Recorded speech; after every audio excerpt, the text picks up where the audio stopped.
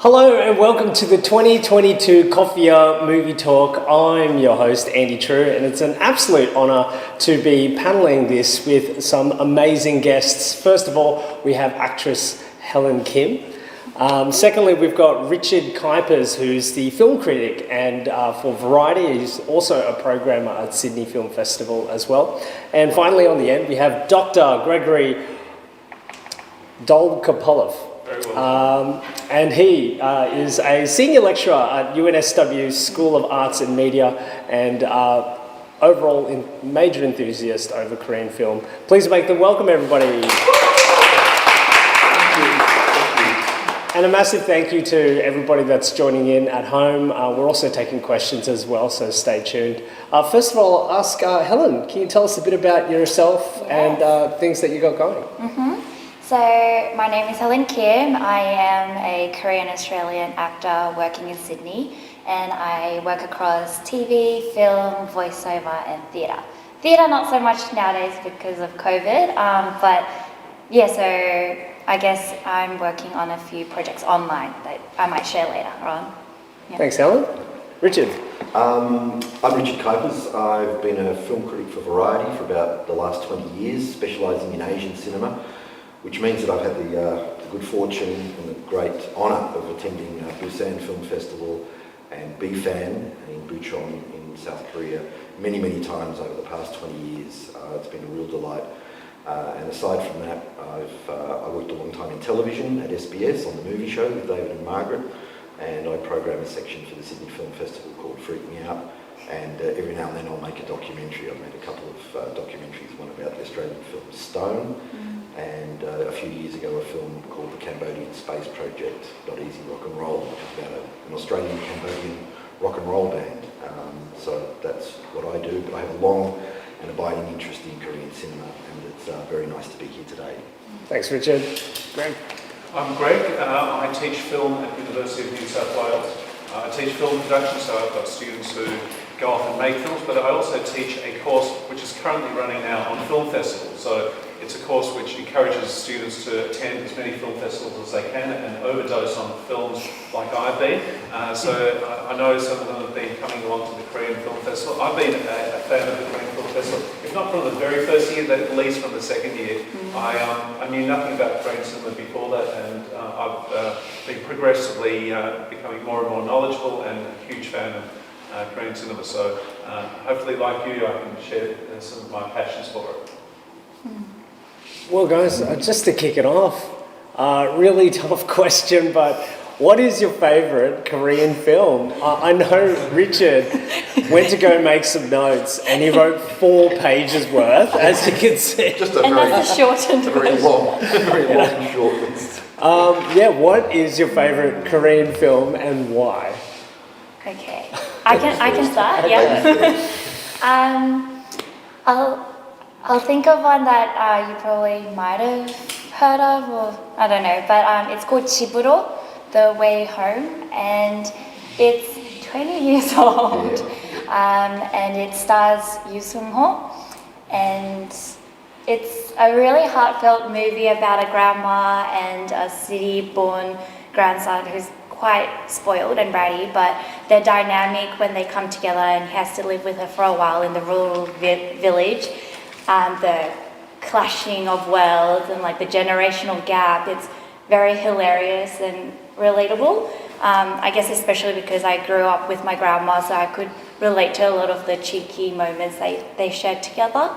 And I think if you have seen Minari, the grandma and the grandson dynamic is quite similar actually, so have a look at online. I think you can find it on Netflix now. Yeah, take notes, everyone.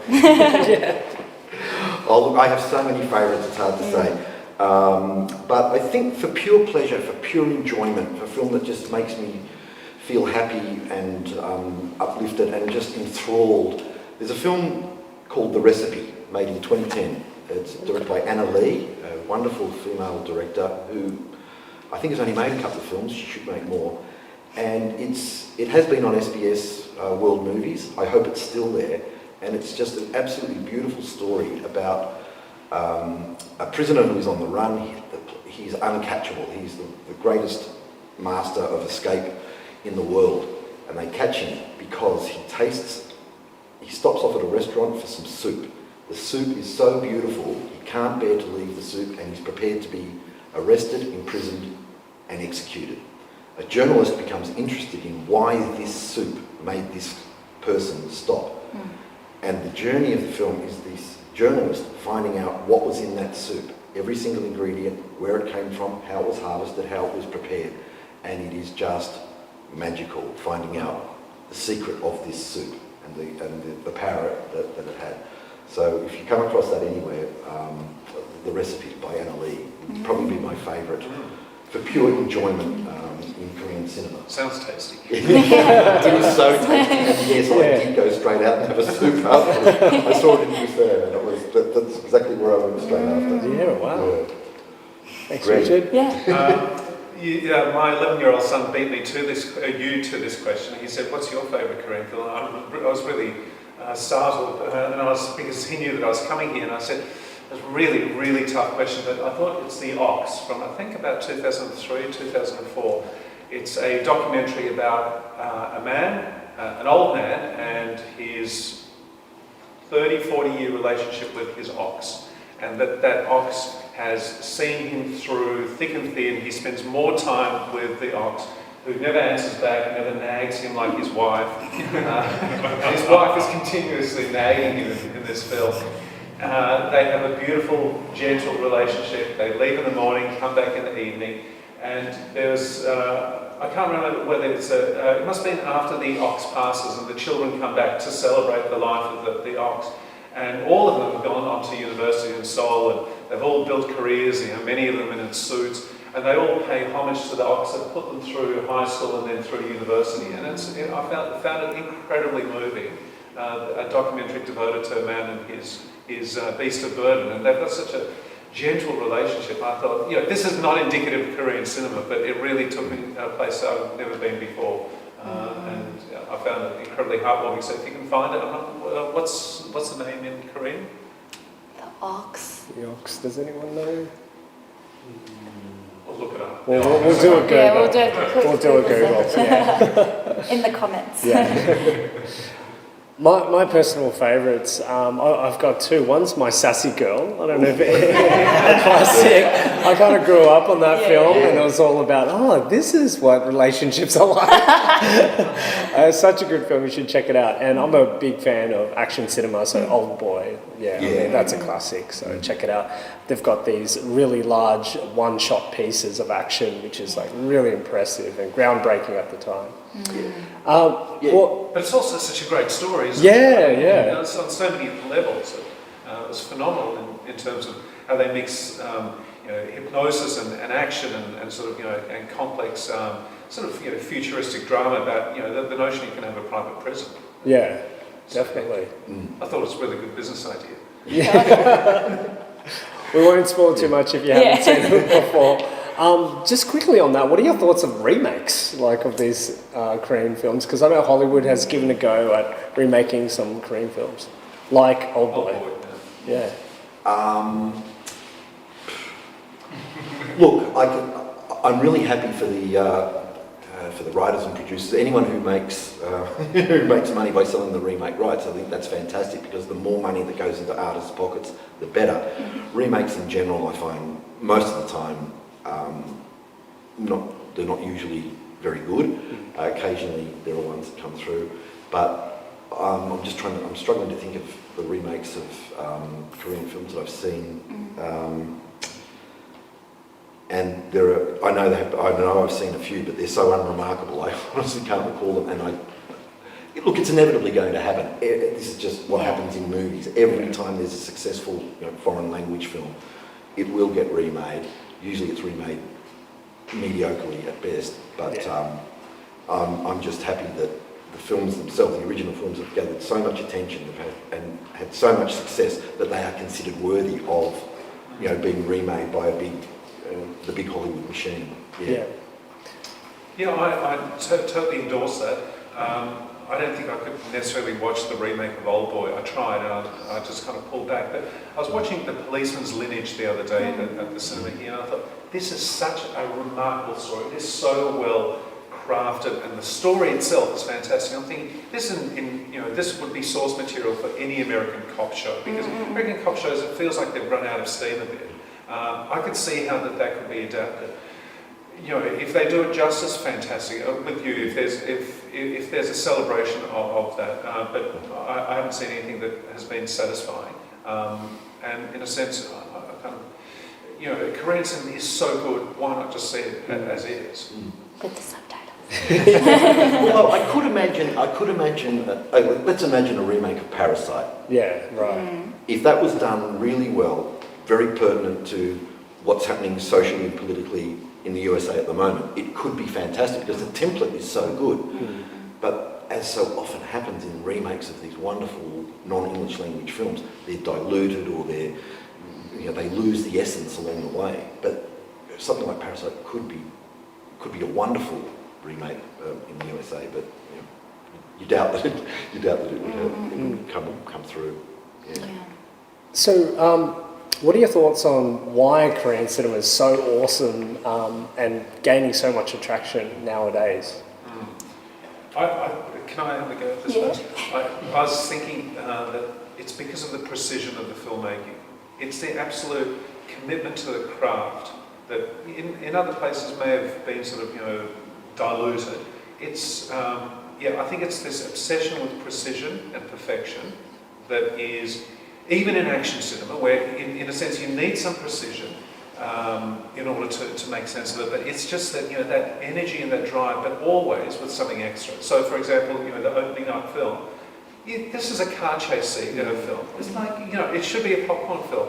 I found it incredibly moving. So I'm kind of it astounds me and excites me that you can have that combination. Every action film I've seen since then, Policeman's Lineage and the films from the last couple of days, they've always had extra. Like the Roundup is a good cop film, but with a really good sense of humour and a torrent of blood.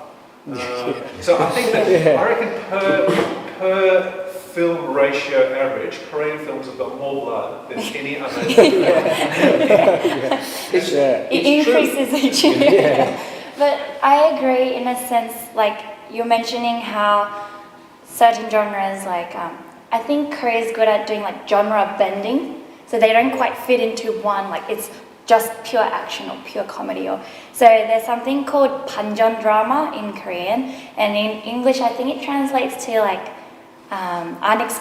unexpected plot twists, right? Yeah. So like I think Korean writers and directors personally, I feel like they are really good at pushing those boundaries of certain, genres, and you feel like, oh yeah, you go in, I know what to expect, what's going to happen, and then there's like an unexpected turn, and you're like, okay, I wasn't expecting that, but now I know what to expect, and then there's like another, curveball, and you're just always guessing, and I think that feeling of anticipation, excitement, and not knowing what's going to happen next is quite addictive.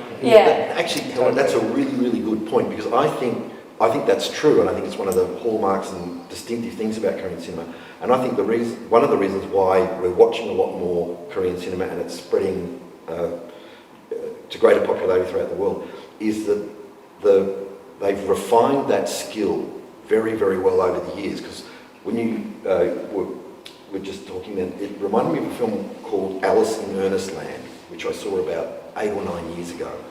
And it's one of these films that is very surprising, has these unexpected plot twists, but they weren't ones that I think would play very well overseas. It started off as a woman against she's got a home, the building company, the construction company wants to evict everyone from their homes. She's standing up for everyone's rights, community rights, local rights, and it's this kind of little person against the world film. Wonderful comedy, really great feel-good film. Then the bad guys show up, they take her away, this is going to happen. But they don't just kidnap her, they torture her really, really severely. And it's so against the flow of what you've seen before that it's off-putting. Then it regains itself as a comedy. And those kind of jolts, which I think were quite prevalent in Korean cinema in years gone by, I think they've really been refined. I think the Korean filmmakers have a much greater understanding of how, without losing the flavour and this, what makes a Korean film, of just moving things around and with plot and twists and characters, to just sort of take off some of those edges that may have prevented audiences, non-Korean audiences, from accessing those films. Because when I saw that film in Korea, everyone loved it. No one, it all went by, and myself and a few of the other non-Korean audiences were going, this is a real jolt. And I thought, in terms of market potential, this film will not play outside Korea, simply because it was so confronting, I guess. But I think, again, over the years, those sorts of things have really been refined. And as Greg said, the precision and the excellence with which the films are made. In some ways, I think Korean directors are the last ones who exhibit classical Hollywood filmmaking technique that has been forgotten by a lot of filmmakers elsewhere in the world, because they just shoot everything and fix it all up in editing. These directors are editing in camera. They are constructing their films, they are editing in their heads and in camera as they shoot, and you can see that by the end results. Whereas a lot of filmmakers elsewhere simply aren't doing that anymore, and they obey and understand the rules of classical filmmaking and bring this incredible energy and creativity to it. I think that's one thing that's playing into this. And they're also like so hard working as well. Like if you watch the behind the scenes of any Korean film, they're probably doing like 22 hours on set, and they're just like pushing everyone just to get the vision out. So it's just so much commitment towards that. Well, we've got some online comments. Username AK5M4 says, yes, completely agree. Their precision and commitment to the craft is absolutely incredible, and the way it should be. Thanks so much for your comment. And DK is saying, and the details depicted in dramas and films are also amazing. Yes. And I think it's refreshing as well. Like, it's so refreshing because you're like, I've seen a story like this, or a plot line like this, a synopsis like this, and you're like, oh no, take it over. It is a new wave. Even though Korean cinema has been prolific since the 1930s, there has always been a lot of Korean film production. But since the late 1990s, when a lot of time and commitment was put into redeveloping the Korean film industry, and a lot of that includes government support, it includes the relaxation of censorship. Now this is a really huge thing, because there used to be something called the Korean Performing Arts Ethics Committee, and that was a censorship body. Those powers don't exist anymore. Koffia has become a lot more independent, self-governing. So they're not answerable to government bureaucrats who are worried about them. They are self-governing, which means there's a lot more freedom for filmmakers to express themselves, and the subject matter and the execution in Korean cinema in the last 25 years is just, it really is like a new way of making films, where people have the freedoms to express their vision without worrying, is this going to cause a problem? Is my funding going to stop? Are government people going to look unkindly on my films? And it's one of the things that we love about Korean cinema, that it goes there. As you were saying, it goes there, and that's exciting. Yeah. Tough question. How many Korean did that make you feel? I might start with Craig. Look, I think possibly it was the Ox, and that's probably what turned me on. And I think the Ox was a year or two before the Korean Film Festival started in Sydney. So I think that's what, maybe that's why I've got such a deep regard for this film. I would say I'd see 5 films a year. I'm trying to see every one this year, and then I'm taking mental notes of the films that you mentioned, and I'm going to chase them down. And what I really love but I genuinely would love it if there was a retrospective Korean film festival of all the great films of the past. So, you know, we could, because many of them I would have missed, and there was, you know, that would be phenomenal. So, Yeah. And Richard was and on that point, yes, let's have a Korean film retrospective, because the Korean Film Council have done an incredible job in the last 10 years. And on YouTube, if you enter Korean classic film, you will find about 150, maybe more, Korean films restored, subtitled in English, from the mid-1950s until the early 2000s. Films that never travelled outside of, most of them never travelled outside of Korea, but they're amazing to see. Films, we all know the Housemaid, Kim Ki-yoon's film. But on this site, you can also see Insect Woman by Kim Ki-yoon. You can see Woman of Fire, starring the great Yoon Yoo-jung, who won the Oscar for Minari. Wonderful, wonderful films. I saw one the other day called Night Journey, again starring Yoon Yoo-jung. 1978, a couple in a relationship. They're not married, they have to be in secret because you can't you can't have a non-married relationship. And it's her journey one night where she's thinking about what this means to her as a woman, as someone working where she works in a conservative bank. And these provide incredible insights into Korean society that we haven't seen before, us non-Koreans. We've never seen these things before. So the Korean classic film site on YouTube is it's a gold mine, and it's one of the best things that Koffia has ever done, I think, and you look at the number of hits some of these films have had, hundreds of thousands. I think one of them even has over 1 million hits. So it is just an absolute dynamite archive, and everyone should check it out. Yeah, Korean YouTube, Korean classic movies, and they'll all pop up. That's amazing. It is sensational. Yeah.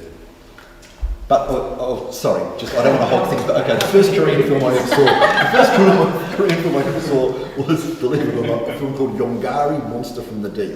Because I love sci-fi and monster films and things like this. And this is like a South Korean Godzilla imitation from 1967. It's not a very good film, but it was the first Korean film I ever saw. And it was a great introduction to wow, they make Godzilla monster movies in Korea as well. Yeah. But the first real sort of respectable Korean film I saw would have been Im Kwon-taek's Soponye from about 1996, 1997, when he visited Australia, and it had a couple of screenings. And to go from Yongari, Monster from Deep, to Im Kwon-taek was a really good leap, and that sort of got me intrigued, and I've been chasing up as many as I can ever since, and reviewing lots of them, probably in the hundreds. Wow. Yeah. Has anyone seen The Host? Host, which is like this monster film. Very cool. Bong Joon-ho. Yeah, Bong Joon-ho. But you know, there's a retrospective running of Bong Joon-ho's films at the Our Golden Age cinema in Surrey Hills. Oh, cool. Every Friday night. Yeah. Wow. Oh, wow. I mean, it's totally mainstream. Yeah, wow. Helen. Yes, so my first Korean film, I don't think I remember because I would have been young.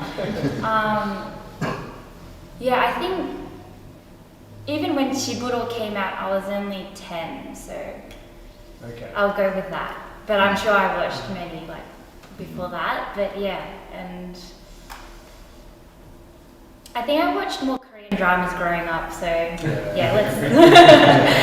Well, I'm really interested in the Korean dramas because I admit I have not seen very many. I mean, like the whole world, I watched Squid Game, and I've seen a couple of episodes of Crash Landing on You, which I just love. About the South Korean businesswoman who gets carried over, she's paragliding and she lands in North Korea, and there's a soldier, and they have a relationship. It's really entertaining, but apart from that, I've seen very little South Korean drama, so I'd love to know more.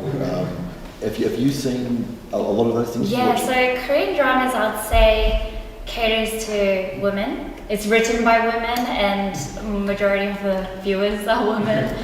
Mostly are romantic comedies as well, like the biggest genre would be. And then now, lately, I think it's more like action and it's inviting a wider, and then with like Squid Game, because I don't think Squid Game's your typical K-drama. No.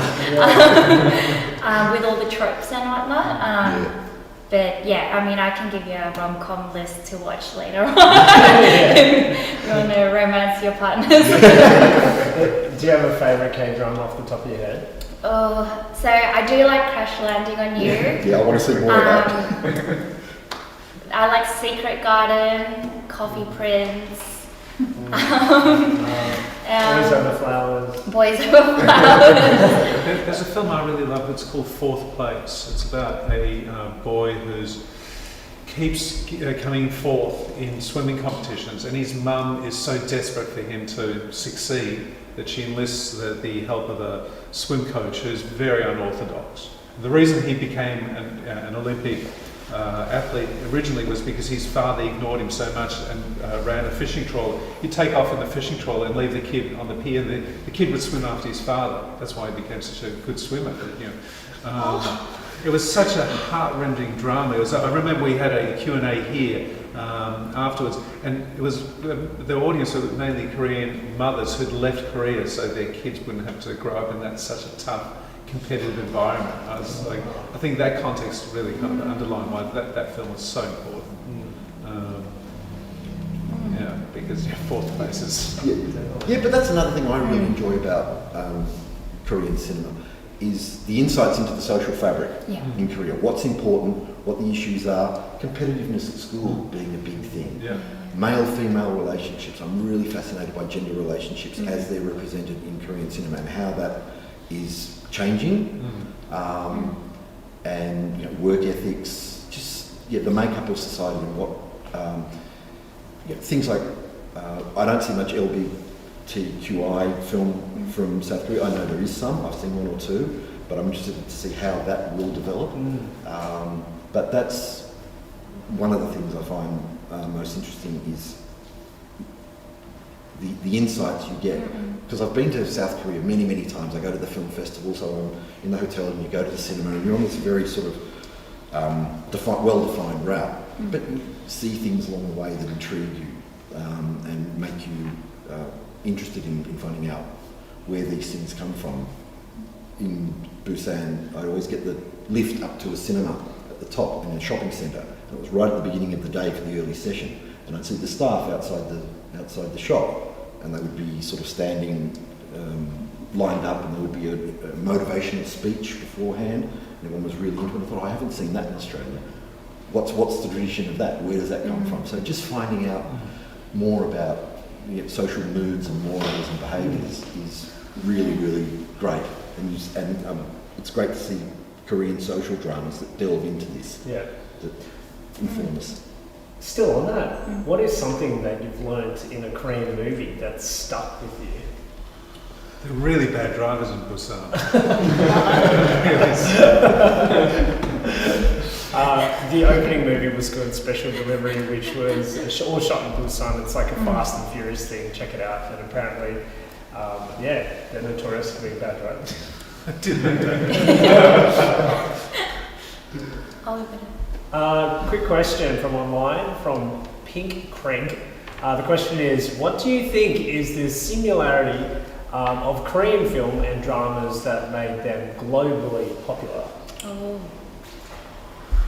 Well, it's hard not to mention that I do feel like they're all quite good looking.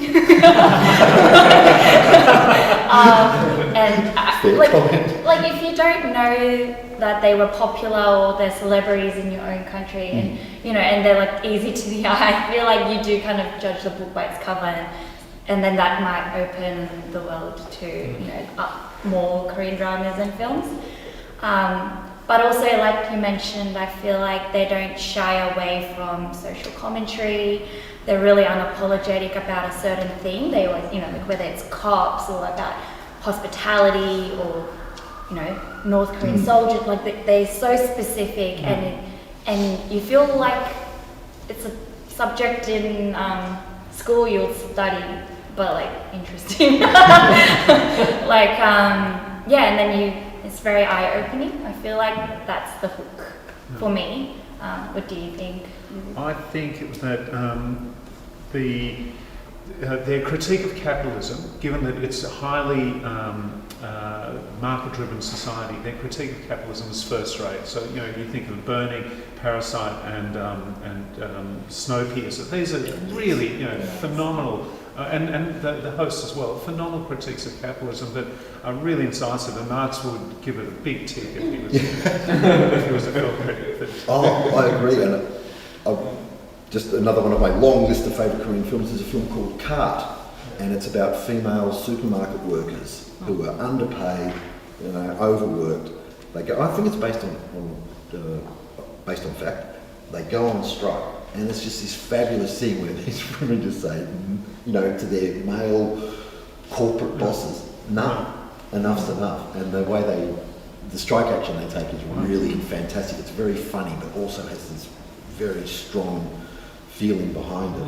As you mentioned, Greg, it's anti-authoritarian, and it's about a fair go, things that we respond to very strongly in this country, the country of the fair go for everyone. And I like seeing things like that, films that come out and say that from anywhere, but the way that these messages are conveyed in so many Korean films is just, it's really good. And I think part of it is, to answer the question, the universality of these themes. Like in Parasite, we can all relate to someone, at least one or two or three characters in that film. Anywhere in the world you can, but it's through a particularly Korean lens we see it, and that's what makes it enriching and exciting for us, because we're getting it specifically through there. But on a human level, we can relate to it. Yeah, that you mentioned, like doing strikes and like social commentary and whatnot. I feel like, like Hollywood, if you think about it, it's very flashy and showy. They have lots of money, we all know that. So, like, it's rich people making and creating productions. Whereas I feel like in Korea, it's more like middle class, speaking out for middle class. So it's more relatable for the actual audience who will be watching it, because it's less of a gap, I guess. Yeah. And I just wanted to ask you about these Korean dramas. Because television soap operas, dramas, they're all rehearsals for real life. And what they do is they introduce issues that the viewers can either relate to or inspire them to think about or take action on. And I'm interested in whether that's a strong part of so many of these female-driven K-dramas that are tackling topics or introducing topics or tackling issues that are socially very important at the time, and maybe helping, inspiring, creating some sort of momentum around those. Yeah, around those it's issues. definitely like every night, they're like Monday, Tuesday, or Wednesday, Thursday. There's always a drama on, and you see people actually having watch parties with strangers in restaurants in Korea. Wow. And they're like, "Oh, it's time," and then they all like turn on the TV and they watch it together. And or like there's traffic and like they would be watching it like on the public transport, and I think it becomes like a huge momentum and discussion topic when you go to birthday parties or even at work in lunch, and so it does create a huge discussion, and I think that's how change is made. And I think they really do know the power of media, and so they really do know how to like play it well. I think that's fascinating, because that's appointment TV, something which has practically disappeared off the face of the earth. Network, Where people actually watch the same thing at the same time, and it becomes a topic of discussion thereafter, that's amazing. And I love the idea of people actually stopping when it's broadcast and watching it as a collective experience.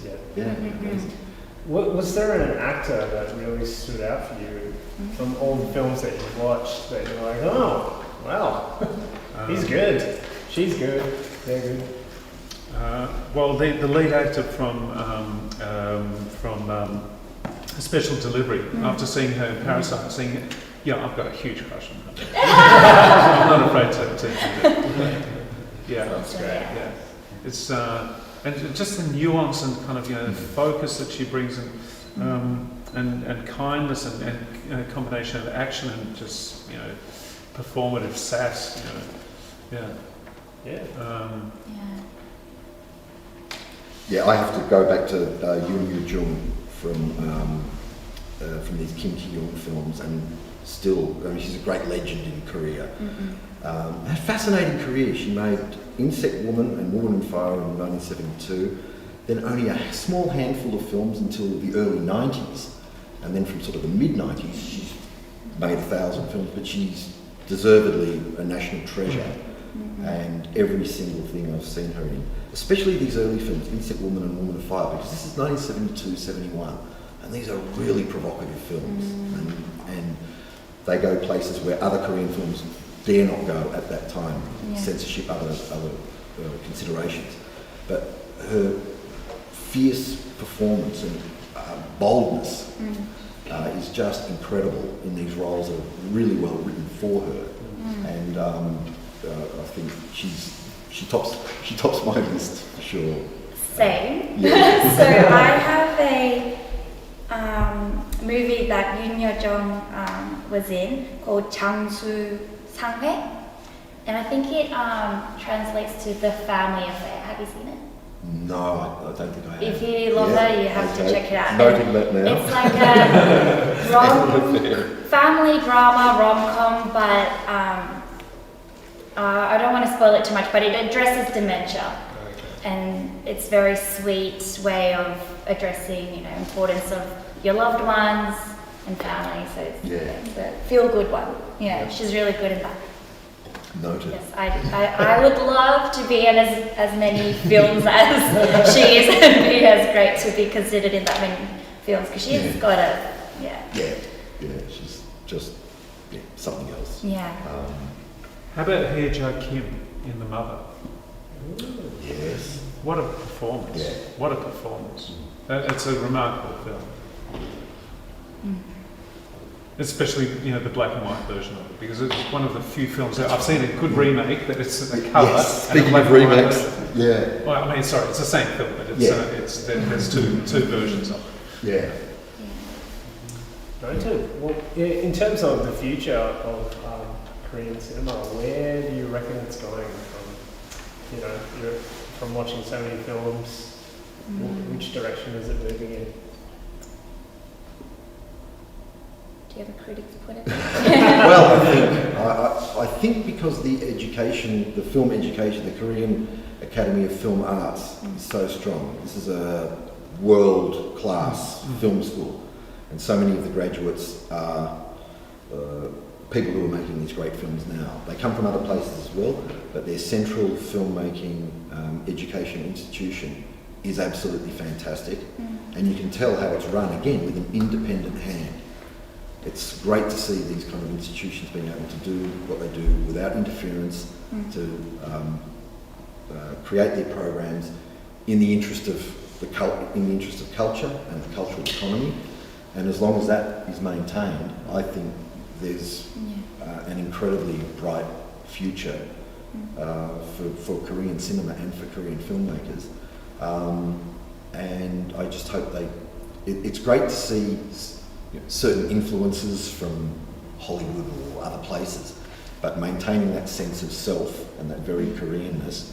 Don't do what other cinemas have done, like Australia has done, sort of in the early 1980s. We had this terrible time where everyone wanted to make these sort of imitation American films. We've got American stars in them, and even to the point where we would flip the film to make it look like we drove on the right-hand side of the road.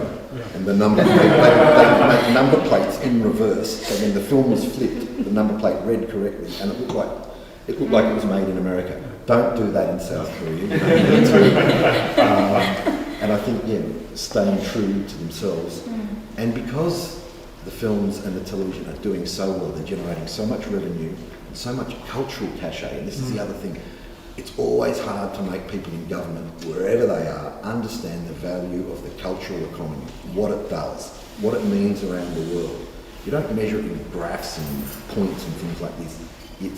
It's that feeling that your country, your culture, what you want to say, who you are, is being recognised, understood, embraced, enjoyed, questioned by people all around the world. And this is what's been happening with Korean cinema, music, K-pop. We haven't even touched on K-pop yet. But it's all part of the same story, isn't it? It's all part of the same story. Who 25 years ago knew anything about Korea? Not many people. Who knows about Korea now? So many people. Ordinary people out, who aren't like us. They're not film buffs, they're not, but they know something now. They've seen things, they have a sense of this country and what they can produce. So I think as long as Korean creators remain true to themselves and where they're coming from, it's a really, really bright future. And that's so exciting and meaningful for me, because I guess growing up, not many people knew. When I was like, oh, I'm Korean, they wouldn't really know. So I'd be like, it's near China, but it's not really Japan, But and I'm not from the north, but now they know, and it's like I'm finally quite proud of embracing my cultural, identity. But going back to your question of like the future, like of course no one knows, but I think what's exciting is that in the past they've always used limited budget. Like a lot of the movies we've all mentioned or have seen are they're very creative with limited budget they're given, and I feel like with the growing interest and like the expectations around the world that there might be more funding or more money going into these, and I can't wait to see like what they can achieve when they do have money. So that's something I'm like personally anticipating. I actually love the limitation of the limited budget because of the creativity there, and the focus on human relations becomes the focus. If I was to predict what's going to happen next few years, I think there's going to be a lot more blood. I think there's a growing blood quotient. I also have noticed that there's been a few Korean films where Koreans have travelled abroad, and have been stories about Koreans in Vietnam, Koreans in Africa, in Mogadishu. There was a couple of years ago there was a beautiful Korean Australian film, short film, the name of which is. It will come to me. It was about a grandmother and her the egg, the short film. A beautiful thing. So I'm hoping that there's going to be more collaborations, but which will remain authentic to Korean cinema. So that Korean cinema will drive that collaboration rather than the other way around. What I don't expect to see is any slacker, poorly made, wonky films. That I actually think that the genre specificity and precision will continue. I actually think that people will be looking to Korean cinema to actually relearn the craft of a really well-made film. Definitely. And co-productions too. Let's see, Korean Australian co-productions. There have been some before. There was one in 1997 called Wanted, which was an action film, car chase film, which unfortunately wasn't all that great.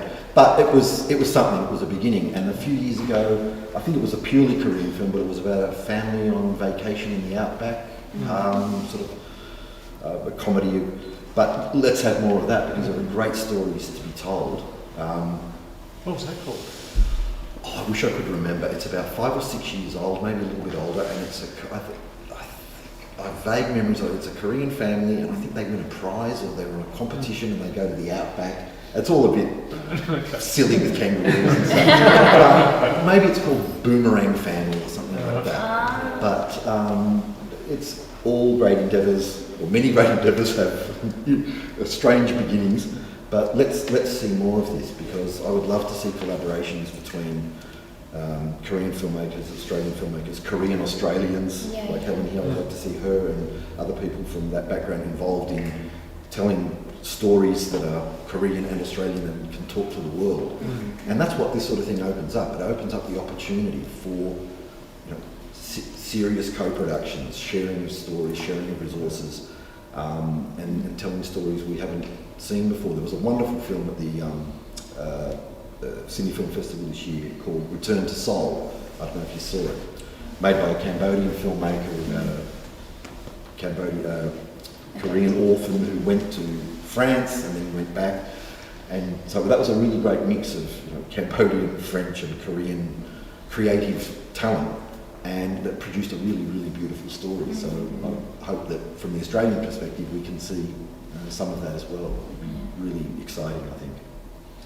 couple of questions to go before we wrap up. We've got an online one from AK5M4, very creative username. Can anyone shed more light on the percentage of Korean films that is required to be shown in Korea, and know the impacts on the cultural and social values there? Views there. I feel like that's directed at me, but I don't know. Well, what I do know is that I don't know about this percentage, but Korea is very interested in what happens in America and in Hollywood, so they might watch Top Gun before they watch what's actually released from Korean directors, at least according to my relatives. And yeah, so that's what I'm not sure about the percentage though, but I may have a note on this because it was something. There used to be, and this is going back a long time, there used to be a requirement that non-Korean films could only be shown in Korean cinemas for something like 73 days of the year, which obviously restricted the amount of non-Korean films. That changed to 146 days in a year. I don't know what the number is now, or even if there is a quota in. I suspect that there probably still is some sort of quota, although it's probably not needed, because if you look at Korean box office, as I do fairly regularly, what's the top 10? What are the 10 highest grossing films of the year? In most years, at least 5, up to 7, 8 films will be Korean films that actually outgunned Top Gun or outgunned the big American blockbuster. Films like the Admiral, Roaring Currents, those sorts of films are just much more popular. But for a long time there was a quota system, and I don't mind that at all, because I think when a film industry is trying to establish itself and find its audience, there is nothing wrong for the smaller country, and that means anyone who is in America, imposing a quota, because that assists your film industry, and culturally it assists your country. And I just wish Australia had done that in the 30s and 40s, when it was always talked about, never done, and it kind of wrecked our film industry. But I think those sorts of things are really helpful. So in terms of percentage, yeah, there probably is some quota. If anyone does know out there whether there still is a quota, please let us know. Can I ask a question? Yes, perfect timing, because it's KCC Q&A. For me, Korean cinema, and I think TV drama, because I think filmmakers around the world are also using the streamer services to be able to put more depth into character building and these mini-series. So I think there's lots of platforms now. But the Korean creative aesthetic of Korea has been around for thousands of years, and they're good storytellers and that rich history. And I think what I love about Korean cinema is that it portrays the Korean theme in a very relaxed way and without any cringe. And I think that that's actually really lovely. So I think they're very true to themselves, but also they're very good at the craft, and you have such solid actors and directors. I suppose my question, it's a long intro, but my question is, who do you think are the directors to look out for, the up and coming, and also who are the writers, I suppose? That's what I'm interested in. If you look at some of the up and coming guys and girls up there that are green that you think are to look out for, to watch for.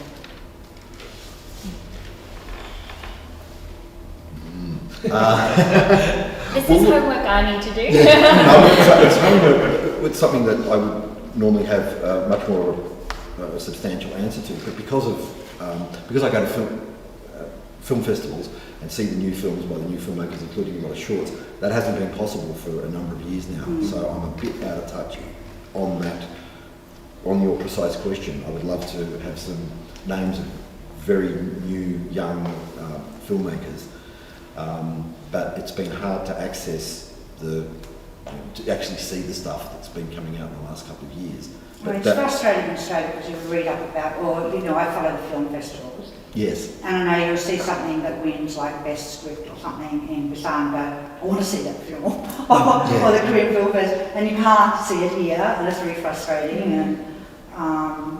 And eventually some will trickle over, and I think that's why it's important to have these film festivals. so that we get access to some of this Absolutely, film. and I think it's something that the streaming services here really need to look at. And I did a check the other day of Netflix, Prime, Stan, other ones. They have smallish amounts of Korean material, and I'm sure that they are seriously. Well, Spirit Walker is a typical example. The film from last night was brilliant, absolutely brilliant, from yesterday. Right now, heaps of people want to see that film, but there's no way we can access it here. I know it's the eternal problem, and until the streaming service picks it up. But yeah, in the meantime, you can see all these millions of great Korean films from the past. But yes, you want to see the new things, don't you? And they're they're very hard to access because of the way distribution works. Although, we still do see a decent amount of Korean films playing in commercial release at our cinemas. And after you've seen everything at the Korean Film Festival, go and see Emergency Declaration, which is in cinemas now as well. It's an absolutely fabulous airline disaster film. It's much more than that, because if it was just that, but it is. It's a plane in trouble film, but it's so great. It's done so well. It's 2.5 hours, and you think, how can this film keep going for that long? But it does. It just keeps delivering. It's wonderful. But yes, I wish we could see more. Thank you. We're giving away a prize really soon to someone online, so stay tuned. We're giving away a Round Lab Docto toner and lotion set. Stay tuned, we'll be announcing the winner soon. And just a heads up, everybody's got tickets to Broker today at 1:15, and there's snacks as well.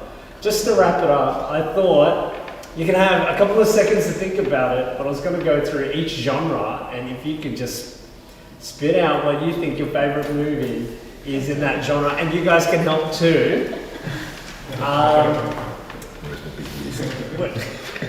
Horror. The best Korean horror film. Feel free to shout some out too in the audience as well if you like. Whispering Corridors, Tale of Two Sisters, The Host. Okay. Noted, everyone. Any extras? Look, I'm not a horror fan, but the host is more than horror. But Oh, Train to Busan. Oh, yeah, Of course. Right on. Yeah. You've got to watch Train to Busan. Yeah, Train to Okay. Train to Busan. Train to Busan. Comedy. My Sassy Girl, which you mentioned That's a before. good one, yeah. Beautiful. 극한 직업. Yes! That's a good one. Any others? Oh, this is my genre. Oh, we can come back to it. Yeah. Action.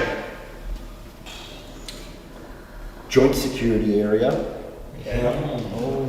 I think Joint Security Area. There's lots of other ones, but I'll just say that for now because I think that's Okay. the tops. Any others? Anyone? Slovenia, Yeah. Yep. probably maybe Musa, Hichamu, I think that's Korean. War of the Arrows is pretty good. Okay. Yeah. Myeongryang? Is that action? I think it is. It's about war. Drama. Parasite's pretty good. You know what? I think it's in the festival. It's Homage. Okay. That is a Good one. beautiful film. That would be in my top 10 Korean films of all time. Homage is just magnificent. I like As One, and in Korean it was called Korea because it's collaboration of North Korean players and South Korean players competing as one to represent Korea in table tennis. Oh, Good drama. cool. You should watch it if you liked Crash Landing. Oh yeah. I'm fascinated by But this it's more North about Korean this. South. Yeah. Thank you so much, guys. We are announcing the winner now. Congratulations to user AK5M4 and also Michelle Chung. You guys have won a toner set and lotion set, so get ready to have really nice skin. Please pop your details into the comments below. They'll shoot you through the information there, so stay tuned. But on that note, please join me in thanking our amazing guests. Give it up for Greg, Richard, and Helen.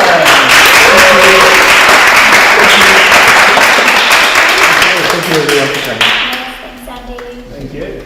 Don't forget to catch the Korean Film Festival all across Australia and enjoy Breaker, everyone. Thank you. Yay!